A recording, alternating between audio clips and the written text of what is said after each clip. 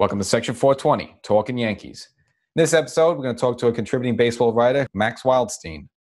Hey, Max, thanks for joining the show. Of course, thank you for having me. Now, you have many hats, I guess, in terms of contributing writing to different areas. Yeah, I mean, I've written for a bunch of places in the past. Kind of was just trying to get my name out to places and have because originally I went to college for journalism, so I wanted to have, I just wanted to have stuff on my resume and stuff to show people whenever it was needed. And for people who maybe, high school, getting into college or in college right now, what would you recommend, in terms of them bridging that gap? Network like crazy. I've always been a big believer in networking and trying to create as many relationships as you can with people. You never know who they might know, who they might be related to. It's just you kind of just try to, get to know anyone you can in the industry and get to know as many people in it, as many industries. Just, get your name out there and hopefully someone bites. So, as you said before, you're working remotely, and now you based out of Massachusetts, Jersey, where you actually huddled down right now. So I lived my first 17 years of my life in Atlanta, Georgia.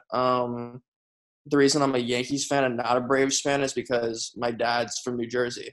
And so he kind of brainwashed me at a young age to be a Yankees fan. Thankful for that. But for college, I went to school in Boston. Went to school there for 4 years, studied journalism and sports communications, and played a little baseball too, D3, not really anything special, but. Going to school, I guess, maybe as a Yankee fan, I don't know if you had a Yankee cap or a Yankee jacket in down in Atlanta, because, Atlanta back then, there was a, good squad, good team. I mean, was it tough going to school? Did you get picked on because of that? Or is it kind of, hey, we're the Yankees, we beat you in 96 and 99? No, I've never had a problem being a Yankee fan in any territory, Atlanta and then Boston. Boston, it was a little different, but no one, I always was all right. Atlanta, it was fine. Yankees, Braves, it's not like anyone that I was going to school with really remembered necessarily what happened in the late 90s. But in Boston, it was just it's different times. Not like it is in the early 2000s and stuff where there were Yankee fans and Red Sox fans really hated each other. They still hate each other now, but it's way different players. You don't have the Jeters and the Ortizes and the Manny Ramirez and the A-Rods and stuff. They're all long gone. It's just it's new guys and stuff. And I feel there's not really there's a rivalry there and stuff. But it's not I feel it's not the same for this generation, at least. Yeah, I totally agree. I think part of it was 2004 that the Red Sox finally getting over the hump, beating the Yankees, and in the way they did, coming back from 3-0. That, it kind of slayed the dragon there. And I just think overall, just the way it's so easy now to get tickets at other the fans' ballparks, such as with StubHub and all these online things where, now you go to a Yankee game at Yankee Stadium, you could say 30 or 40% of the people there sometimes are a Red Sox fan, and vice versa. You hear "Let's Go Yankee" chants up in Fenway. So I think it's the fans are more integrated more, where maybe in the 90s or early 2000s, it was more and more separated. So if you see that one Red Sox fan walking in the crowd, you would just yell and curse at him. And now you just don't really have that anymore. And just in general, I think security doesn't even play around. So if they see anything getting hairy or something, they just throw people out. They don't play around these days. Yeah, when I was still going to school in Boston when the Joe Kelly Tyler Austin fight happened, because that obviously it happened in Boston, and I was at that game, and it was crazy. It's definitely people that was my first real feeling of being in the rivalry. Fans were going at it. They weren't fighting necessarily, but they were yelling stuff at each other and then yelling stuff at the players. It was the first time I was oh, this is really what the rivalry is about: fighting and arguing and people getting in each other's faces and stuff. This is really what it is. And the fact that it took me until 2018 to really feel the rivalry was, I didn't think it'd take me that long. Yeah, and you sort of get a little touches with it. I remember, obviously for me it was 2003. You got Pedro Martinez throwing Don Zimmer to the side, stuff like that. But yeah, then it kind of died down a little bit. But yeah, I think this rebirth of kind of both organizations with young players. Obviously, Mookie Betts moved off, and I'll ask you about that later. But so like you have Judge and you got Gary Sandy, kind of like a new group of Yankees, and now you have Xander Bogaerts and that sort of young group there. So like I think that both of them upcoming, and now it is even though they shipped Mookie Betts out, you are seeing like a little bit now a second ring of second go ahead of a rival, which we haven't had maybe in the past 5-6 years. Just focusing on the Red Sox, were you surprised they shipped out Mookie Betts? Because that's that he was kind of like what Judge is to the Yankees, Mookie Betts is to the Red Sox. So I was surprised it did, but I guess you weren't surprised. Not really, just because I kind of could see by the way that I guess ownership. I wouldn't say he was treated bad. I mean, like, because he wasn't, like, he was their star player and stuff like that. But I mean, you could kind of see the tea leaves of the way that like some of the writers were writing, and like you tell like who they were talking to in the organization that like he's gonna be gone. And the fact that even at the beginning of the offseason, the Red Sox were like, yeah, we gotta get rid of some salary. I was like, okay, yeah, he's gone. Where's he going? He's gonna go to the Braves. He's gonna go to the Cardinals. And I was like, Dodgers? Oh boy.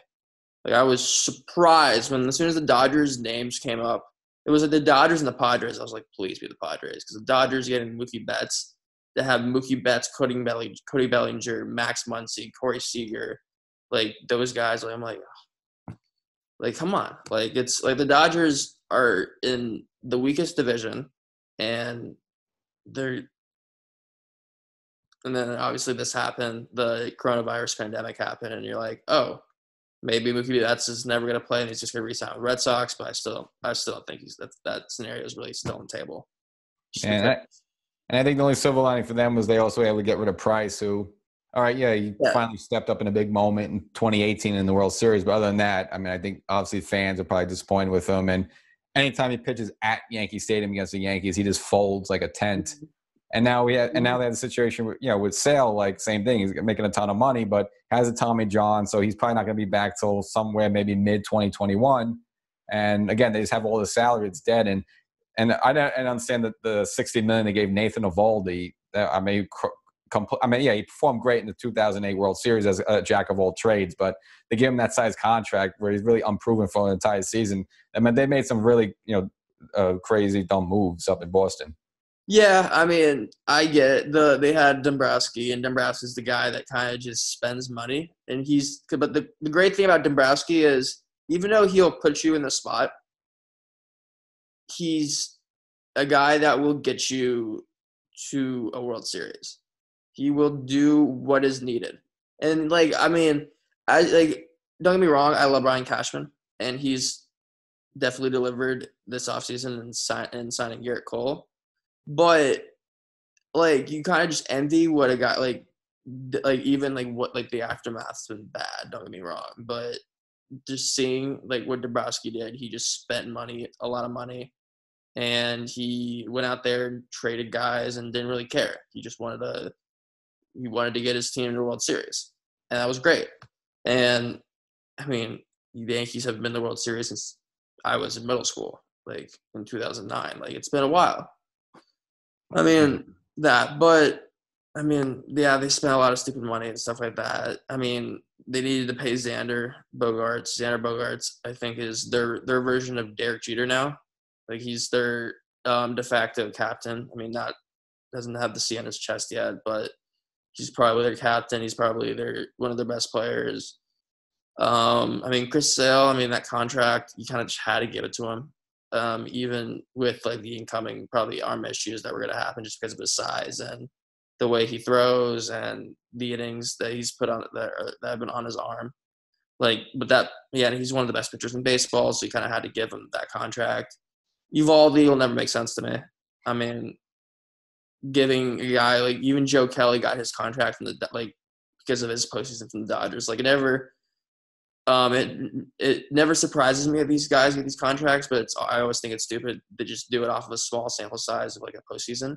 They give someone you overpay him. It just makes no sense. And the one thing that always like mystifies me about Boston, always just for them to get beaten up on their front office. They never really seem to invest in the bullpen. Like, all right, yeah, they Greg Kimbrell a little bit, but then let him go. But like, they never really put money up. They just kind of bring these guys up and hope to schlub something together. But just the way the game is, whether it's the Yankees or the Royals or these teams that kind of just built these super bullpens where from the middle of the fifth inning on, they're set up. Boston really doesn't seem to invest in that, but they'll give like, $80 million to Nathan Eovaldi, something like that. Like they never seem to want to invest in their bullpen. So as a Yankee fan, I'm happy because, we seem to wreck their bullpens, but they never really put money towards bullpen, and they let someone like Greg Kimbrell walk away where, you should keep that guy as a good closer, and they'll just do like closer by committee. And when you have multiple closers, you have no closer. Yeah, I mean, the whole having multiple closers, like guys that could just fill in, wasn't really a thing until the Royals. I mean, like the Yankees always had like even on the 2009 team, they had like D-Rob and Mo, and obviously Mo's is the best of all time at doing what he does. But the Yankees the Royals and the Yankees, you never really had like these monster bullpens until recently. Like the Royals, obviously they had Greg Holland, Wade Davis, and I forgot the last one, but like it wasn't really a thing. And then the Yankees went out and got Andrew Miller and Chapman and stuff like that, and then they started building that, and that kind of started the whole let's these big bullpens that get you there and stuff like that. And so I mean, like I get it, like the Red Sox should put money towards their bullpen, but now we're at this point where they need to put money towards their rotation even more, because like people look back at last year and they're like, oh, their bullpen was bad. No, their bullpen was not terrible, but their rotation was horrendous, and that's what their downfall was last year. And one last quick note on the Red Sox. I saw you had a brief stint with the Pawtucket Red Sox, the farm system. And what were your duties there? Working for their farm system. So I interned for, like you said, the Pawtucket Red Sox. I did social media for them because, I mean,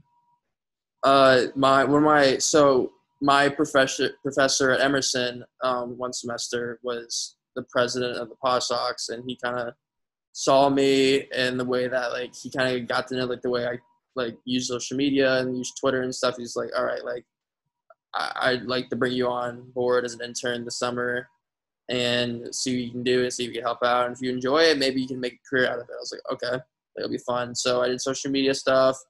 Like it was like pregame, in-game, post-game. It wasn't really a lot of like responsibility. I mean, it was a lot of time commitment just because I was always at the ballpark and stuff like that. But I mean, it was fun stuff. Like working, that kind of made me realize like, okay, like, I can really work in baseball.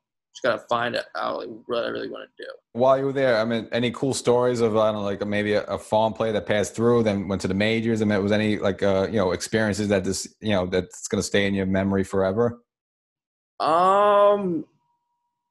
Nothing really that big. I mean, I saw Justice Sheffield's first AAA start. Like that was cool and stuff. And then obviously he was traded for James Paxton. But I mean, I saw Greg Bird come down there at one point when he was rehabbing. I forgot who else. There was someone else in 2018 that was rehabbing, but I forgot who it was. But I mean, it was cool to see some of the Rail Riders prospects there because they were there a bunch during that summer. I saw Vlad Guerrero Jr. That was cool. He was very imposing. Just as a player, him, Bo Bichette Jr. Like it was cool. I mean, just seeing guys who were on the cusp of the majors just down there. It was really fun.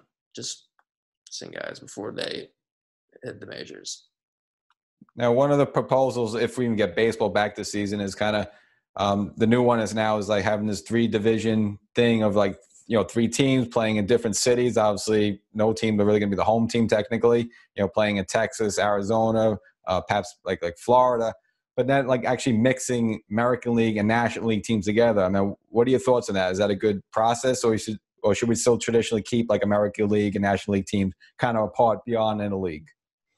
I'm very, very down with it. I mean, as long as like they're trying their best to make baseball happen. And if that's the way to do it, I mean, I think American League and National League, like, it's I mean, like, I'm not really, I'm kind of like a modernist, and like I don't really care about having like separated leagues in general. And so, I mean, just have the 8 best teams in the playoffs, or whatever it is that they expanded to 10, and just kind of just run with it from there and stuff like that. But I mean, not 8, 10, but you get what I'm saying. But I mean, I guess this is just a way of just having, you'll actually have the best teams in the playoffs and stuff, and you'll have the Yankees playing the likes like the Red Sox and the Mets, and them actually fostering, like, again, I grew up in Atlanta, so like I didn't really feel like the Yankees Mets rivalry, and I still don't really feel like it's like that big of a thing. But like, let's say the Yankees and Mets are in the same division, like they're gonna actually foster like an actual playing rivalry, and that's cool. I mean, just having a bunch of teams, just 3 divisions, it's something new, and it's something to try out and something to experience. And I mean, whatever's going to get baseball in front of us, I mean, I'm cool with. I feel like every fan should be cool with any scenario that's keeps players and coaches and their families safe and allows us to watch a product that's being put on the field. Just getting back in terms of American League, National League teams, and again, obviously you're a younger generation type of fan. What is your thoughts on the DH and the pitcher spot in the National League? I mean, should the National League just kill it off and just go, let's have every team just have a DH? Yeah, the pitcher setting is really stupid for baseball, in my opinion. Like, okay, you got the Bartolo Colon moment. Like, that's great, and great for the Mets franchise. That's kind of like the biggest thing that has happened for them the last couple of years. But, I mean, like, why would you want a guy, like, would you rather have a DH that's could be either average, like it's at least league average, hopefully, or would you rather have a pitcher hitting in that spot like 100 and how many games a season, and just being a significantly below average league hitter? Like, it's just like you want like pitching is great, like you like seeing like these 2-1 games, but like offense is what makes the league thrive. You want home runs and you want just good hitters. Like, would you rather see, like, I mean, I don't know. I'd rather see Aaron Judge hit 50 homers than Garrett Cole, like have like a 2-something ERA. Like, I mean, I just prefer offense over pitching. That's who I am and stuff. And so I would think that fans would rather see like what Greg Maddux and John Smoltz and Tom Glavine, like they had that. I forgot if it was all 3 of them or stuff like that, but there was that commercial back when they were all together, and it was chicks dig the long ball. Yeah, I'd rather see home runs and offense than pitching and strikeouts and stuff. No, I'm totally the same boat to it. And not more that, I think, because like we just see the pitchers that come up, they're just not skilled in that level. Okay, maybe they were in the 30s and 40s, but I think in college and in minors, they're babying these pitchers because the arm is worth so much money that when they get to the plate, again, you might have a situation where, like, once in a while, whether it's like, there was some, such as like Mike Hampton back, with the Mets a little bit. He was a good hitter.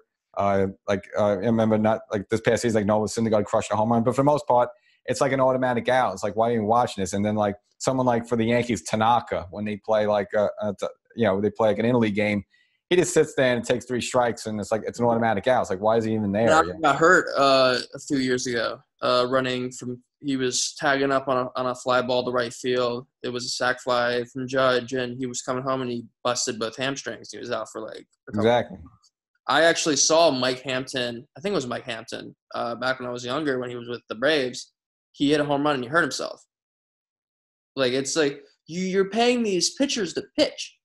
Why would you put this, like, Chi-Ming Wong had his entire career ruined because he hurt himself running the bases in Houston. I'll never get over that. That's something that bugs me to this day, and that's another reason why I hate when pitchers hit, because like they're not trained to hit, they're trained to pitch, and you got them using all, because like it's different muscles with hitting and pitching. That's what I've gathered, at least from playing baseball, is you're not doing the same things. I mean, like, there's a lot of the same things involved, but it's like different twitches of the muscles and stuff like that. Like, pitchers don't. If you're not trained to do something, you just do something out of like blue. it's gonna feel different on your body and stuff like that. Is anyone in general on the roster that excites you? You like watching? You like you say, "Hi, this is going to be a guy for a long time." I mean, any particular Yankee or Yankees right now on the roster that's you get excited watching?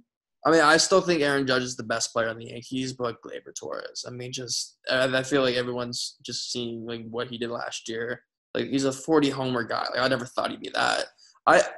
When I saw him coming up the minors, I was like, all right, like he's gonna be a guy who's gonna have like a above average glove and about average offense. Then all of a sudden his glove hasn't really been there. I mean, I think just him playing out of position at second base kind of hurt him and stuff like that. I guess he's one of those guys who's just better shortstop than second baseman. But I mean, the power just that he possesses, I think he's a future MVP candidate. I mean, it's just the guy he's 23 years old and he's putting out 40 homer seasons and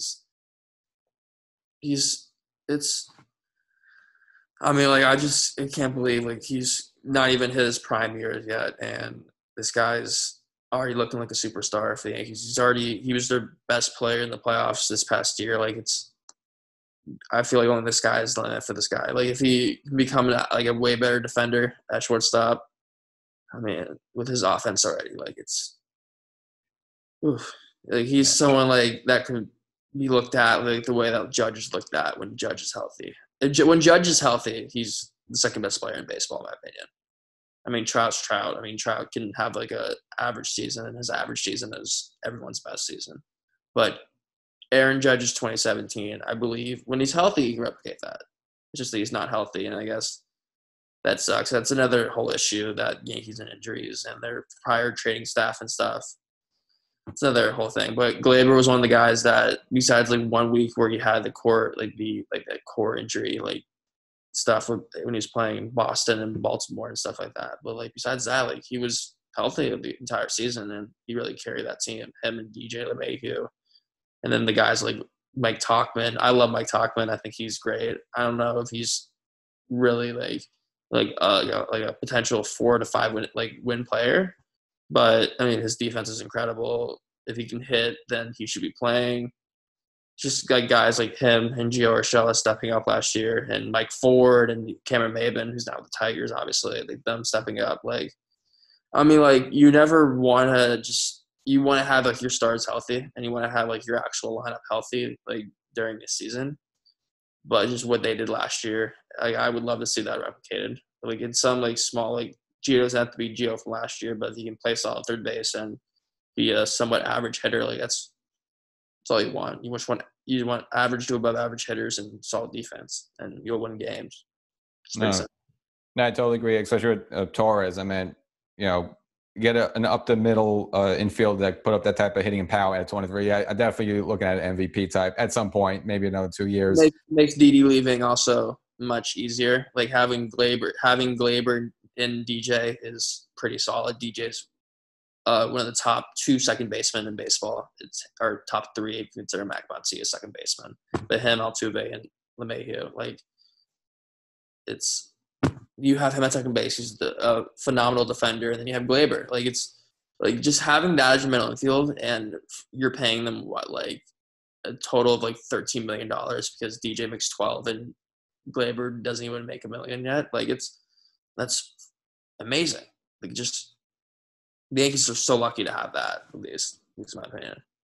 Yeah, I mean, after the season done, they have to decide on DJ. I think they try to bring him back somehow. And it makes DJ is the guy. I feel like if George was alive, people always say if George is alive. He's like a Yankee. Like he's a guy like you look like he's a Yankee. Like he's a guy who plays hard, doesn't really talk a lot, just plays the game the way it should be played. I mean, like I'm a younger guy, and like I don't really necessarily care if we play the game the way you should play it, as long as they're good. But like he's someone that makes all generations of Yankee fans be like, oh yeah, he's the guy you look at. He's like, oh, he's a Yankee. I just don't see DJ leaving when free agencies. Masahiro Tanaka and James Paxton, like those are guys who are like, okay, maybe not.